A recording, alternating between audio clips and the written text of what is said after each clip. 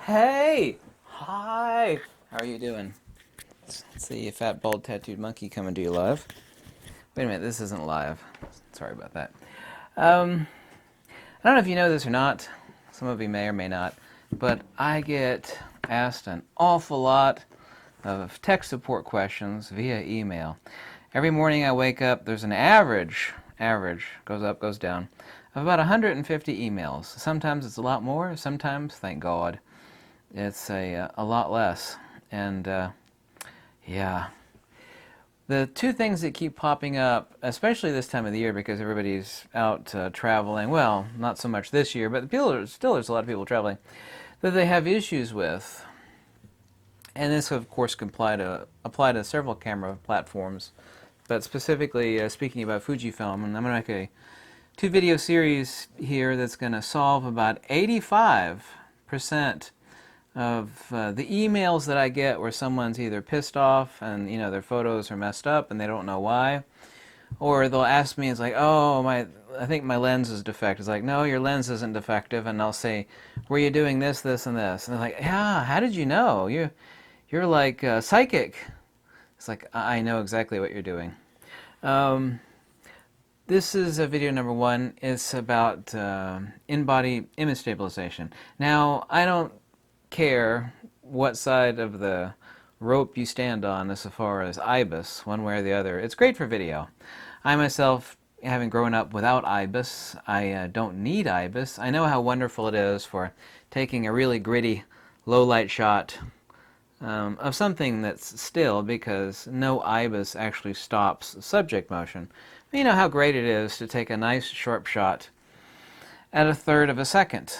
I know this, and you know this, and it's great also too for sticking adapted lenses on your Fujifilm camera, ones that are really wonderful and very cheap.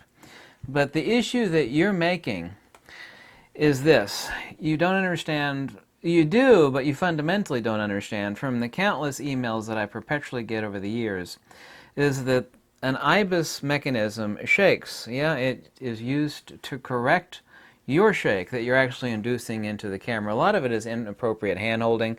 The more contact points, by the way, I used to teach archery lessons, and there's a reason why Olympic archers, they don't actually hold their bow, their riser, that's the main part of the bow, with their entire hand. They actually open their hand up. The less contact points you actually have translates into less induced shake. This is one of the great reasons why I use a hand strap, because I can actually take pictures while basically not holding the camera. But this is not about that. It's about the IBIS mech. IBIS is an anti-shake mechanism, but wait for it. Wait for it. The anti-shake mechanism, which is the IBIS, for example in the X-T4 here and the XH1, is itself also a mechanism that shakes.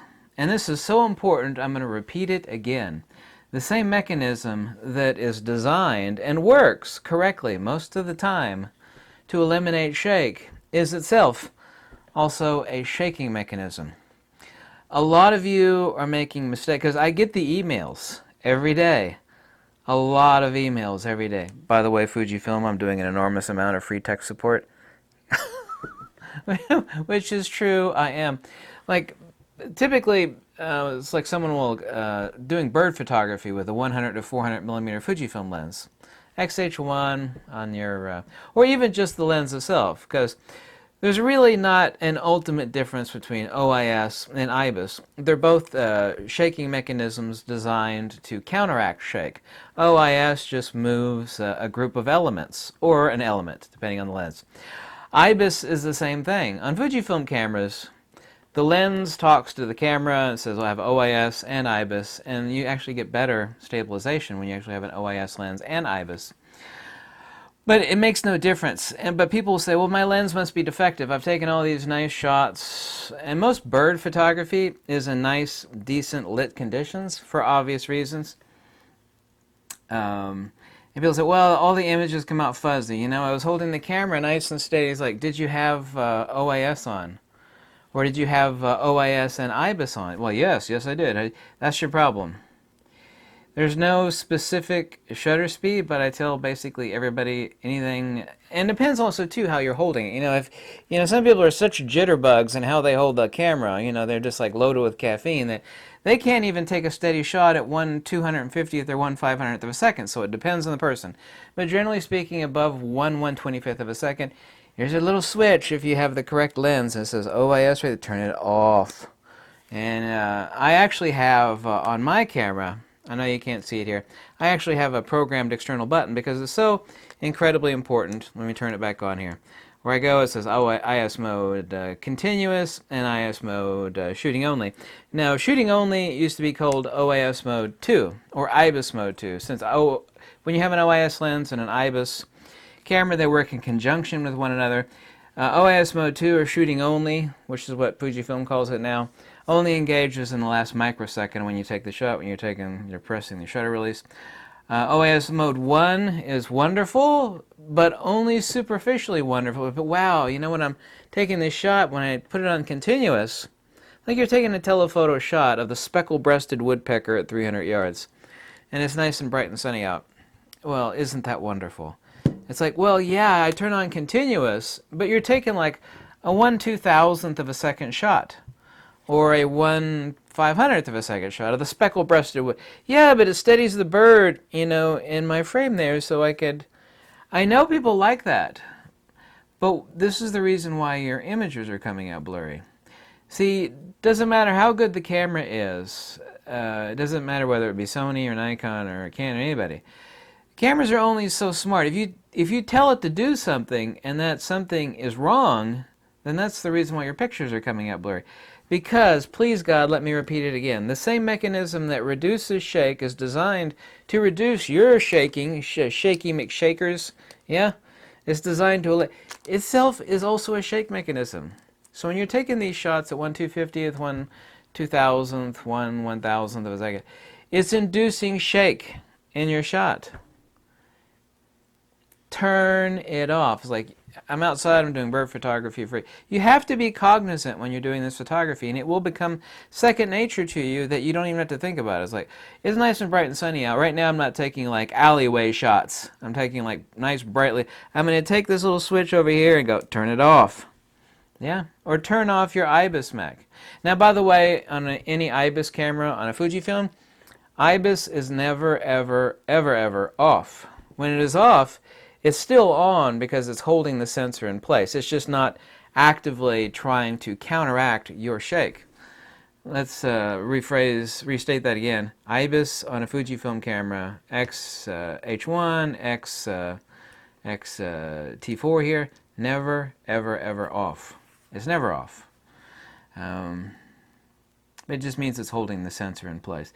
This is the reason why you actually have to turn IBIS when you do a sensor cleaning on an IBIS camera on a Fujifilm IBIS camera. So please remember that, because shake is shake is shake, and vibration reduction involves creating vibration, whether that be OIS, whether it's element or elemental group manipulation for counteracting your shake. You have two things fighting each other here, yeah?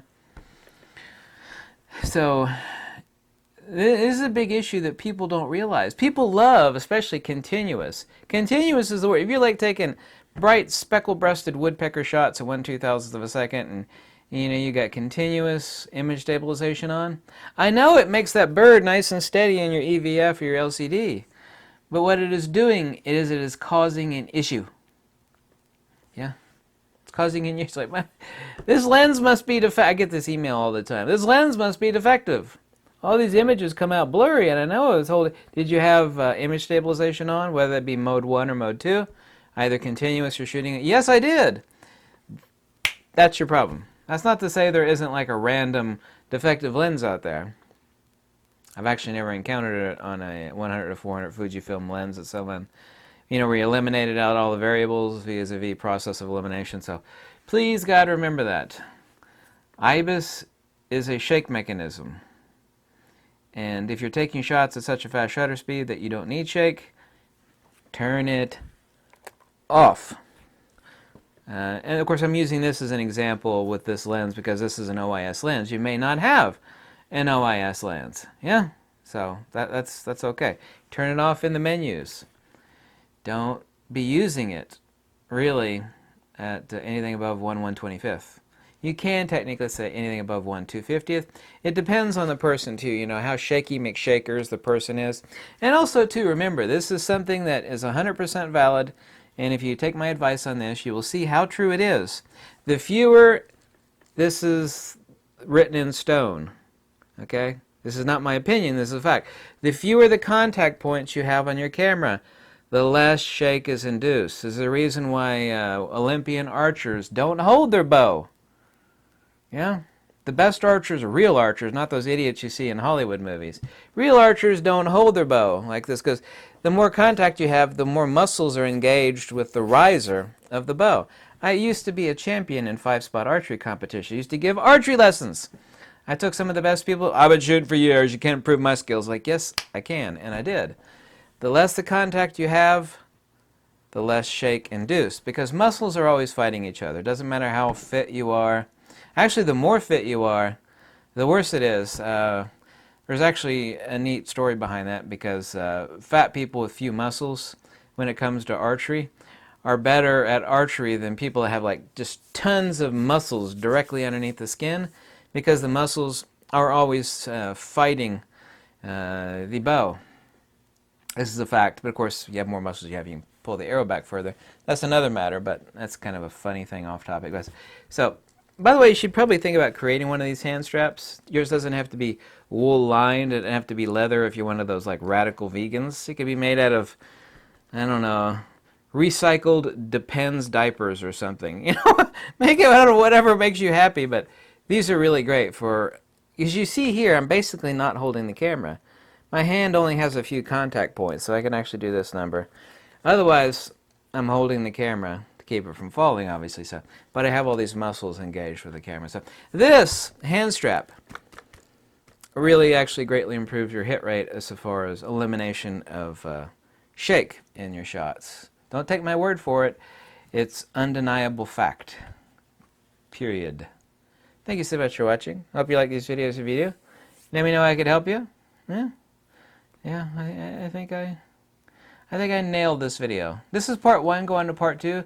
That's autofocus issues that people have with their Fujifilm cameras. And everybody needs to learn their camera, just like any person needs to learn a tool.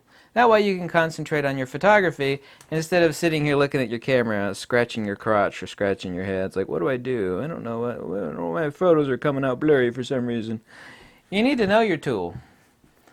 That sounds slightly sexual, but I'm going to edit that part out of this video. Thank you so much, and wait for it. Fujifilm.